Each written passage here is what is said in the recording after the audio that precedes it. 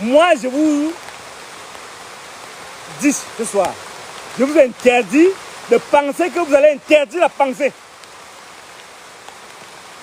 Je vous dis ce soir que vous êtes fort. Si vous êtes fort, venez m'arrêter. J'ai dit que je veux savoir qu'est-ce qu'il en est de la santé du chef de l'État. Est-ce qu'il est mort? Est-ce qu'il est vivant? Vous allez comprendre. La maladie du chef de l'État et les scénarios de la Prébia. Alors, nous allons parler de ça parce que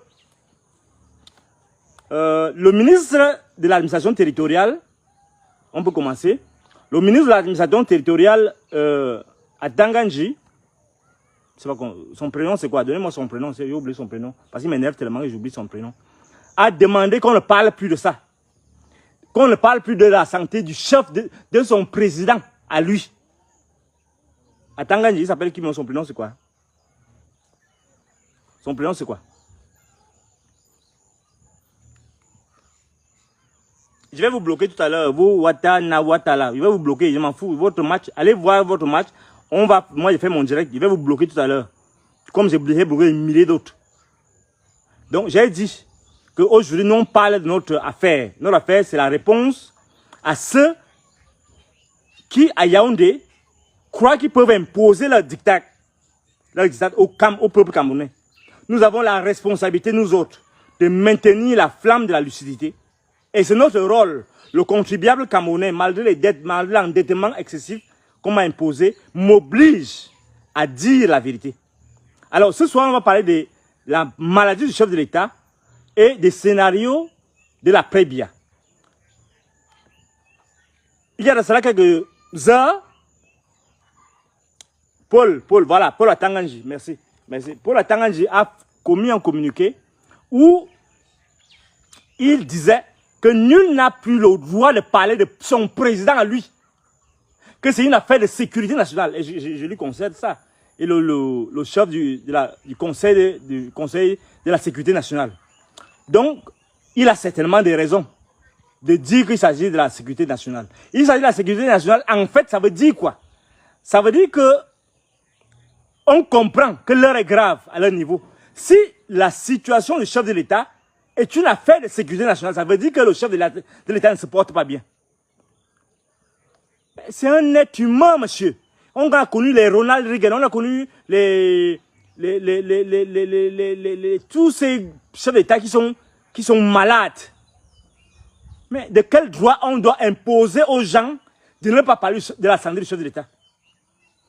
Ça veut dire qu'en fait, c'est une fuite en avant. C'est une fuite en avant parce que lorsque le ministre Atanganji se permet d'interdire aux gens d'évoquer ce cas, je vais lui dire tout de suite que c'est les gens comme lui qui vont faire dérailler la transition dans ce pays. Je vous dis, je vous rappelle, je suis science fou. Qu'il considère ça comme un défi à l'ordre, je ne sais pas quel ordre, je m'en fous. Ma responsabilité en tant que penseur, en tant qu'intellectuel, en tant qu'universitaire, c'est de réfléchir sur la situation de notre peuple. Et nul n'a le droit de prétendre imposer sa volonté, ses petits fantasmes à la question d'intérêt général qui est celle de savoir où se trouve le chef de l'État du Cameroun. J'interdis à monsieur, d'entrée de jeu, je lui interdis d'interdire aux Camerounais de s'interroger sur le sort de celui qui incarne les institutions nationales, qui est Paul Biya. Paul Biya n'est pas le nounou de quelqu'un. Le nounou, non, c'est pas le nounou. N'est pas le jouet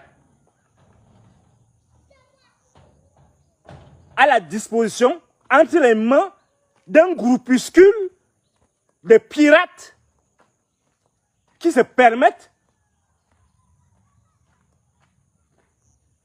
de conditionner les Camerounais. Le président Paul Biya est une institution. Le président de la République qui a la responsabilité, le devoir, avec son équipe, dont à Tanganji, d'éclairer les Camerounais sur sa situation. Le prétexte du secret médical ne doit pas autoriser certains. I will block them. Sorry, I will block them because those stupid people, they don't understand that we have different ways of understanding our duty, and you have many issues that involve us as thinkers in this country, and people are just gathering there to joke, to distract people. I will stop it very soon. What I've been doing a long time. Je reviens donc à ce que je voulais dire.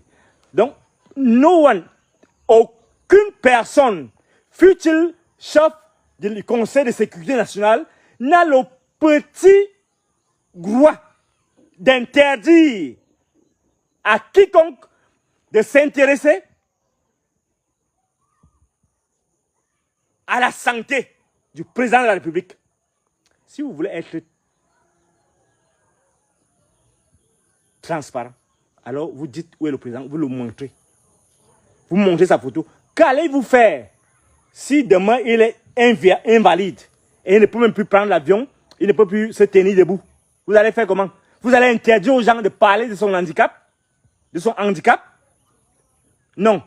Je vous interdis aux Camerounais. Moi, ça, fort de mon droit, de mon autorité, d'autorité morale, je vous interdis de dire quoi que ce soit. Et c'est vous qui allez dérailler cette transition, effectivement, parce que vous donnez des droits qui ne sont pas les vôtres. Quel est l'élément de la loi? Quel est l'élément de la Constitution qui oblige les Camerounais à garder silence devant les souffrances d'un président qui est vieillissant et qui, excusez, il y a une moto qui va venir larguer, et qui peine à survivre. Attendez, il va décharger avant qu'on continue. Donc, ce direct d'entrée de jeu, ce direct vise à dire au ministre, à Tanganji, d'abord que, après avoir donné ses préalables, rien ne l'autorise à interdire, rien ne nous oblige à garder silence devant la situation que vit le chef d'État à l'instant. C'est eux qui nous ont dit que le chef de l'État a eu un malaise et qu'il est fatigué, un coup de fatigue. C'est eux qui ont le devoir de nous dire la suite. On ne peut donc pas venir prétendument parce qu'on est le chef de la sécurité, du Conseil de sécurité nationale, interdire aux gens de s'interroger sur la situation, la santé du chef de l'État. Ça, c'est une insulte aux Camerounais. Et moi, en tant qu'autorité morale, penseur, j'interdis au ministre Tanganji de prétendre d'imposer aux gens ces fantasmes grégaires. Parce que ça n'a aucune justification morale, aucune justification légale.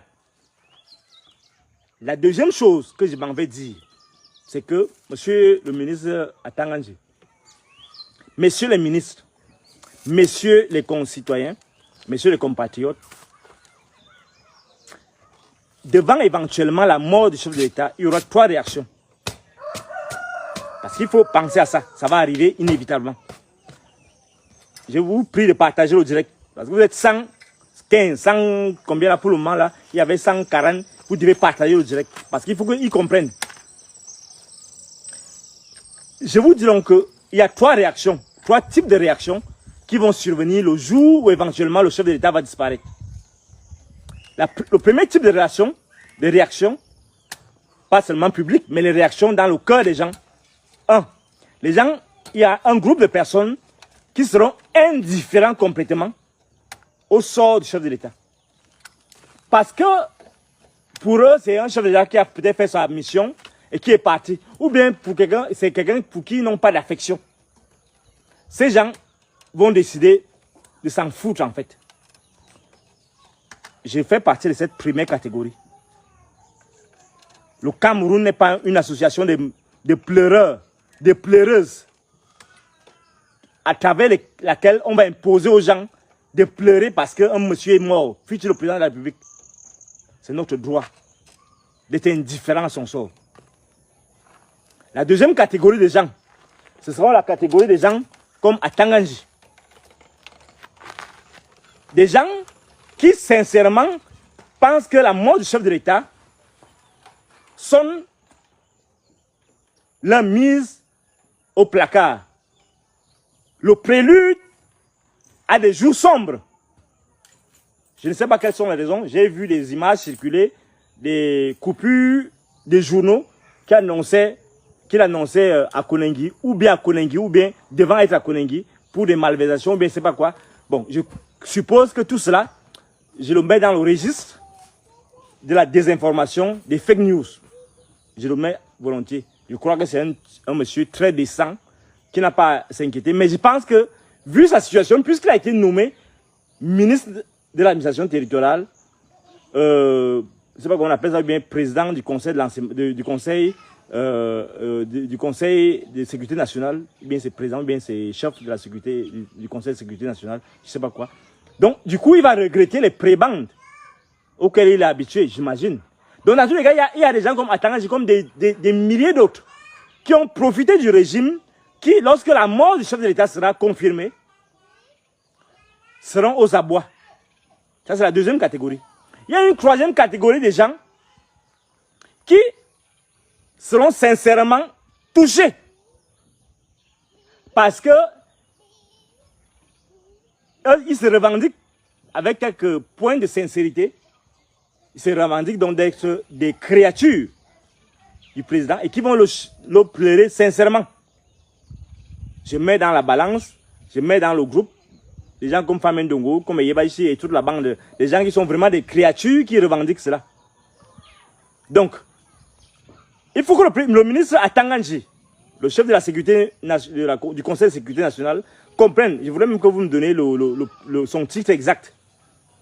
Ou bien c'est chef du Conseil de la sécurité nationale, je ne sais pas quoi là. Qui comprenne que nous avons le droit.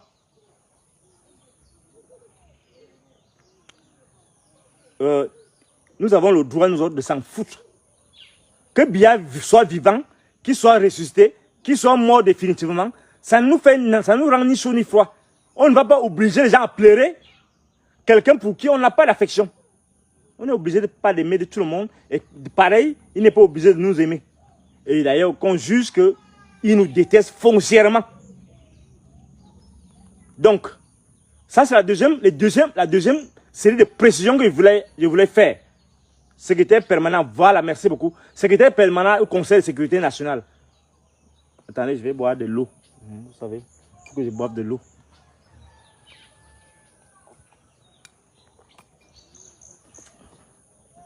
Ayant bu de l'eau, je voulais donc faire cette précision au secrétaire permanent du Conseil de sécurité nationale. Monsieur le ministre Atanganji, aucun droit, vous n'avez aucun droit d'interdire à quelqu'un comme moi de dire que Biya soit vivant ou mort. Je m'en fous. Ça ne va pas me remettre. Bien au contraire, je pourrais voir la vie différemment. Et vous, qui appartenez à la deuxième catégorie des gens qui seront inquiets parce que Biya est mort, parce que ses postes sont menacés, c'est votre droit. La troisième catégorie des gens comme Famen Dongo, comme Yebaïchi, et il y en a quelques autres, qui vont pleurer à chaudes larmes, sincèrement, parce qu'ils sont finis, parce que leur père est mort, ils ont aussi leur droit. Mais vous n'allez pas imposer aux Camerounais de parler, d'espérer que tout ce régime s'effondre. Pourquoi le régime ne devrait-il pas s'effondrer? Vous avez vu un secteur d'activité dans ce pays qui marche, qui fonctionne.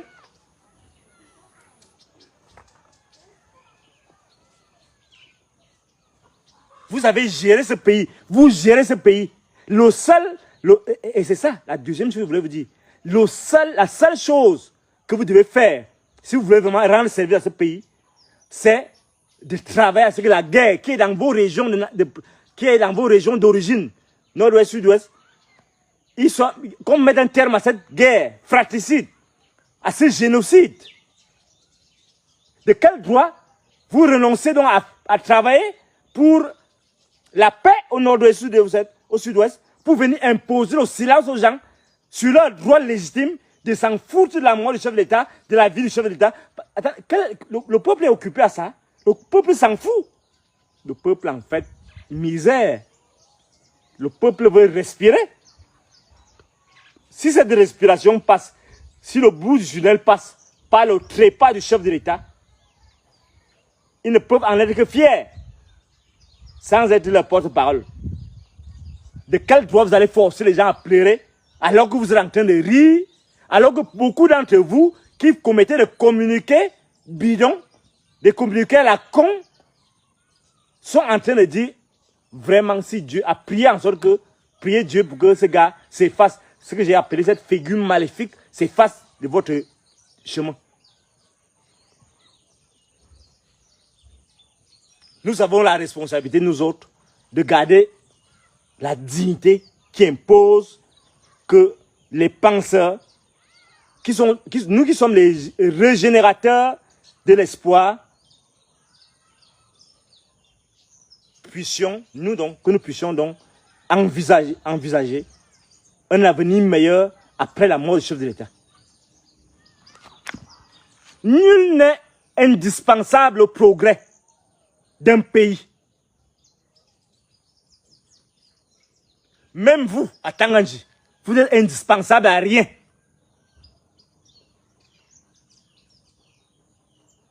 Vous savez, votre crime, c'est d'utiliser Paul Biya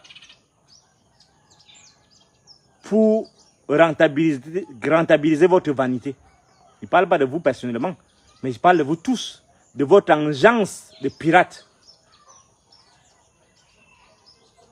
Votre responsabilité était d'accompagner ce monsieur pour bâtir une nation puissante devant laquelle vous devez vous effacer pour laisser prospérer notre nation, notre peuple.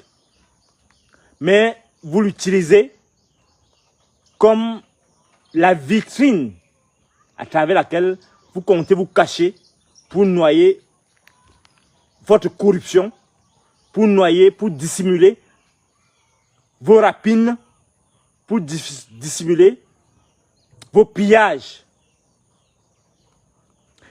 Biya donc demeure le petit toutou que vous utilisez pour balader à travers le monde pour les frais de mission. De quel droit? Troisième série d'interrogations. De quel droit vous prenez un vieillard de 92 ans pour lui imposer un voyage de 12 heures de temps en Chine? C'est-à-dire, de quel droit vous mettez ce vieillard à une telle épreuve? Vous lui faites subir une telle épreuve. Les gens comme Vonlayolo, comme Sadi, comme Ouna, comme Famé, vous qui encouragez ce martyr d'un vieillard, d'un patriarche, que vous baladez comme un croufet de guerre pour assouvir votre soif des honneurs, votre soif, votre cupidité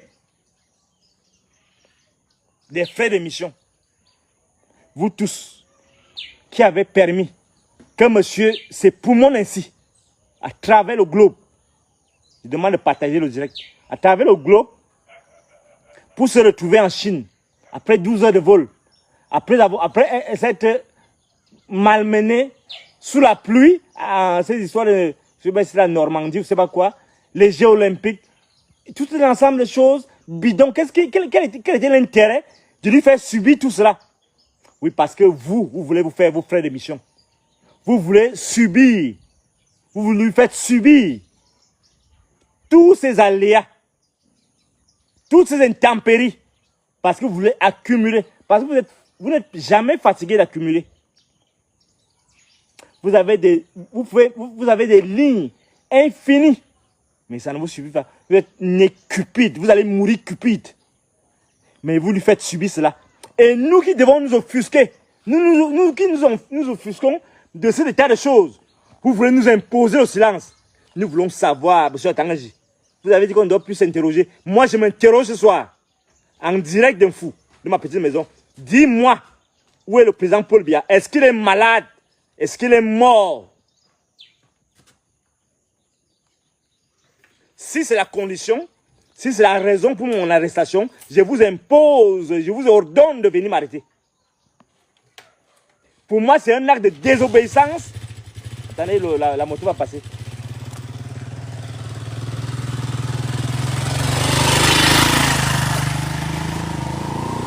Pour moi, c'est un défi. C'est la désobéissance civile à un pouvoir qui devient fou.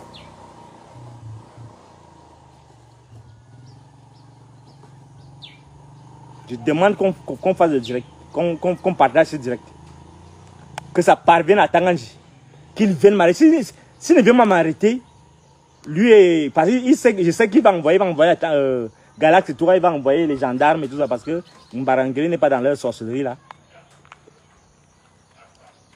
Il va envoyer Galax et toi, ce criminel qui est venu m'arrêter ici en caleçon. Je ne sais pas quelle était son intention. Ou bien il voulait me violer, je ne sais pas quoi. Je sais qu'il va envoyer les gendarmes. Je lui dis donc que rien ne l'autorise à interdire aux gens de s'intéresser sur le sort du chef de l'État. D'ailleurs, la meilleure façon de faire dérailler la transition, c'est imposer ce silence aux gens. C'est de pousser les gens à bout pour qu'il y ait la guerre. Parce que c'est leur jeu, leur intérêt. Comme ils ont tué Martinez Zoro, c'est ça leur intention. Leur intention, c'est commettre le maximum de crimes pour qu'en fait, ils créent un scandale. Et puisque dans la guerre, on profite toujours, puisqu'ils profitent de la guerre au nord au sud-ouest. Non, non, c'est pas drôle, les gars. Non, c'est pas drôle. Vous riez là, c'est pas drôle. Ces gars-là sont décidés à tuer tout le monde.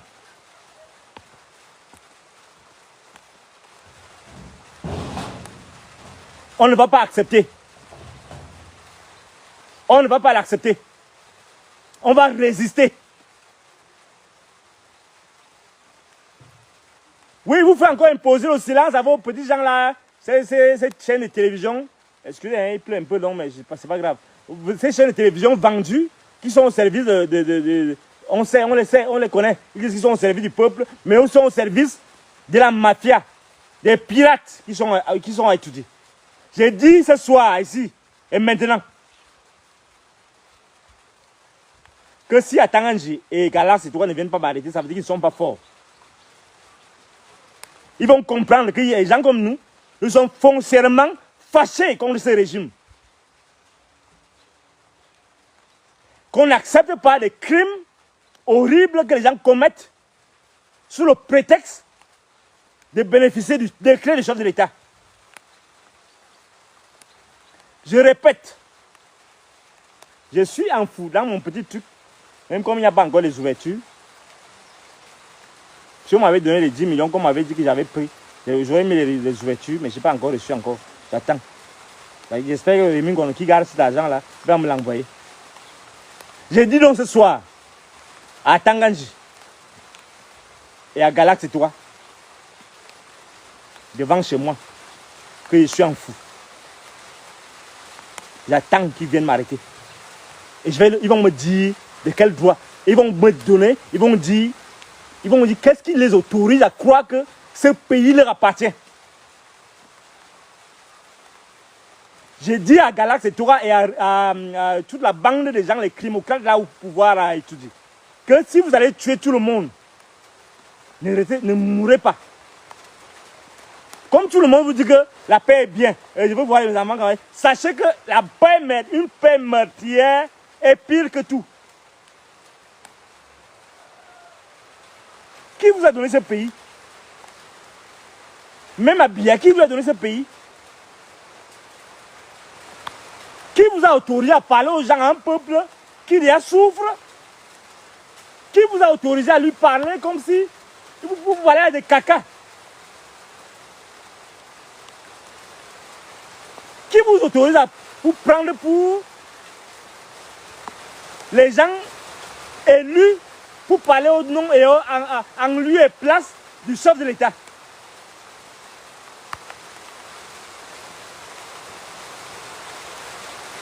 Qui vous autorise à vous prendre pour le chef de l'État?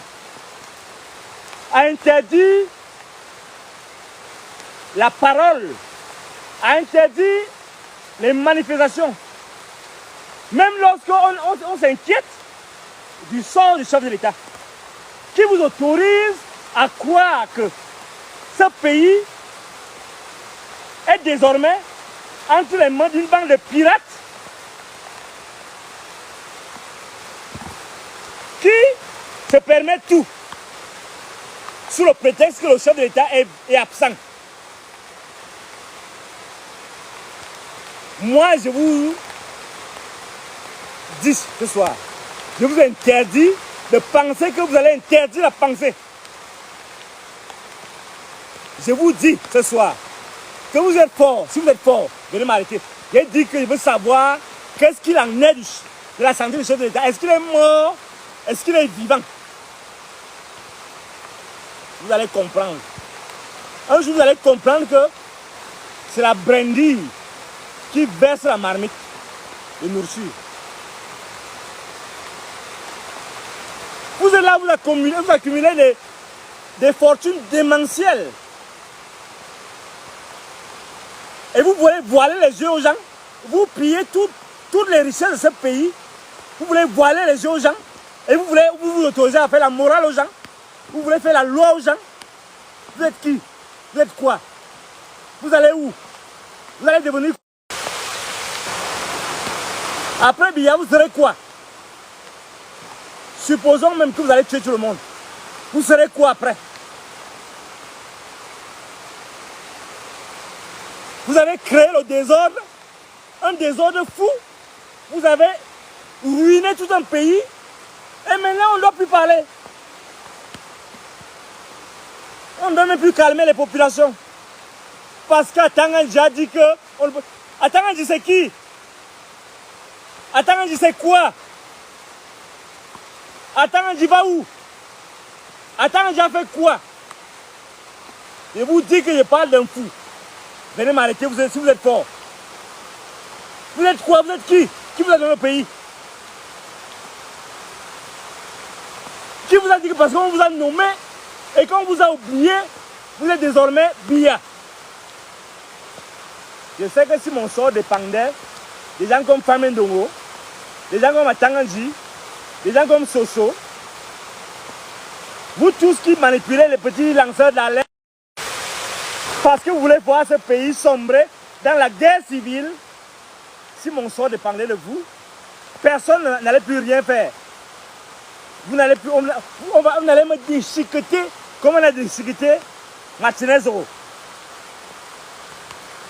Vous êtes quoi? Vous êtes qui? Atanganji dit que, alors que je vois sa photo sur les coupures de journaux, que c'est un prisonnier. Et je ne dois pas parler pour savoir. D'ailleurs, je lui ai demandé l'audience l'autre jour, il y a cela 1 an. Il a fui. Maintenant, il dit que je ne dois pas réfléchir sur le sort du président de la République. Atanganji est qui? Galère, c'est toi et qui? En dehors de sa capacité de tuer, ils peuvent encore faire quoi?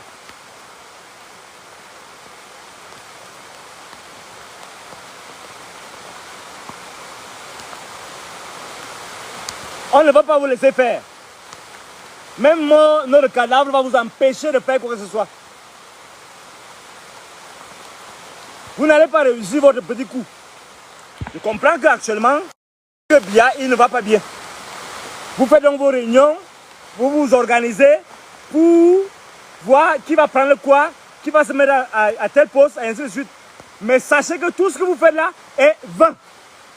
Tant que vous n'allez pas associer le maximum de Camerounais pour voir clair sur la transition, vous allez comprendre que les gens comme nous, nous avons bénéficié de la bénédiction des grands patriarches. Et lorsqu'on parle, vous devez vous taire. Lorsqu'on parle, par la force de nos sacrifices, par notre volonté de vouloir la paix dans ce pays, la prospérité, l'émancipation de ce peuple, vous devez vous taire. Les gens comme Atanganji veulent donner les ordres aux gens. Vous allez vous taire. Quand nous on parle, quand nous parlons, vous devez vous taire.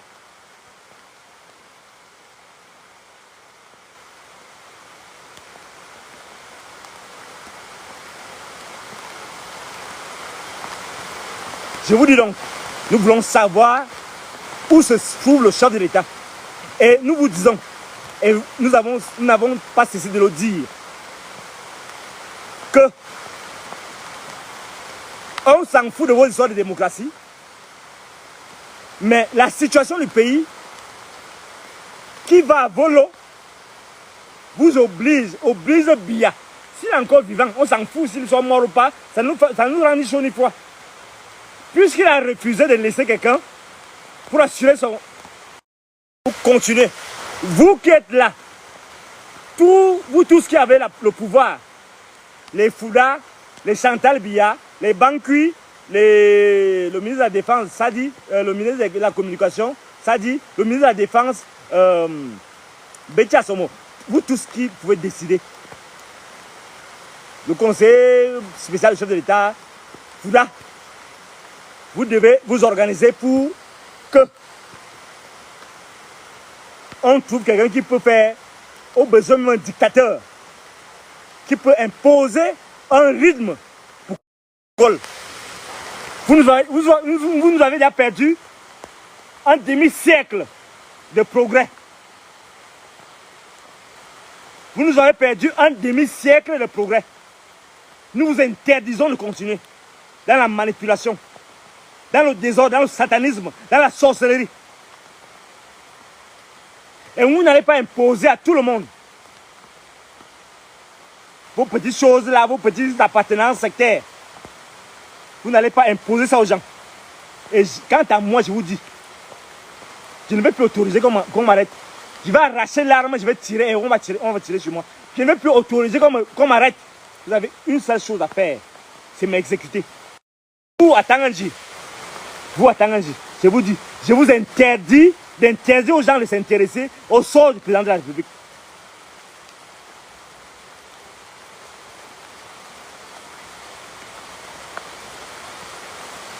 Vous allez comprendre un jour qu'il y a des gens qui sont nés pour défier la barbarie, pour défier la bêtise. Je préfère 1000 fois vivre sous le règne d'un tyran qui assure la prospérité de son peuple, que de vivre sous le règne d'un autocrate pirate, improductif, insensible et antipatriote. Je vous dis donc ce soir, je dis particulièrement à Tanganji, que moi je m'interroge sur ce qu'il en est de la santé du chef de l'État. Je m'interroge en défi contre son communiqué à la con. Je m'interroge donc sur ce qui est devenu le chef de l'État. Et je veux le voir, j'exige de savoir ce qu'il en est du chef de l'État. J'ai dit, comme elle m'a dit, le bâtonneur Tchougang, qui certainement va me défendre si on me traduit en justice.